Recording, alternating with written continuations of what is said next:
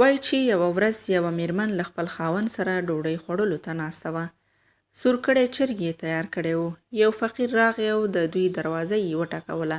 ښځې غوښتل چې فقیر ته څه ناڅه چرګ یوسي، اما د هغې خاوند مانع شو او ښځې ته یې وویل مه یې ورکوه، خپل کار به کوي. څو کاله تیر شو، په دې کور سخته غریبي الله جل جلاله راوسته، تر دې چې خپل مال او دولت ترې الله واخیستو. دې سړي ته الله جل جلاله ښایسته ښځه هم ورکړې وه چې د ډېرې غریبۍ له وجې هغې ته هم طلاق ورکړو. وخت تېرېدو ښځې بل میړه وکړو. یوه ورځ ښځه له خپل دوهم خاوند سره ډوډۍ خوړله او د مخکې په شان یې چرګ سور کړی و چې فقیر د دوی دروازه وټکوله. سړی دروازه خلاصه کړه، ګوري چې فقیر دی او د غذا ضرورت لري.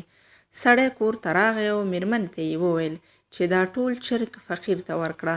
ښځې فقیر ته ټول چرګ یوړو، اما کله چې بیرته کور ته راغله سترګې یې له اوښکو ډکې وې. خاوند یې د ژړا د علت پوښتنه ترې وکړه.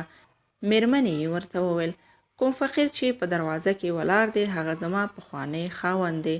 سړي خپله میرمن په غېږ کې ونیوله او ورته یې وویل زه هم هماغه فقیر یم چې یوه ورځ ستا د میړه دروازې ته راغلی وم. نو درنو لیدونکو، ژوند هیڅکله په یو حال نه پاتې کیږي، نو تل هڅه وکړئ چې د غریبانو، یتیمانو او بېوزلو خلکو لاسنیوی وکړئ.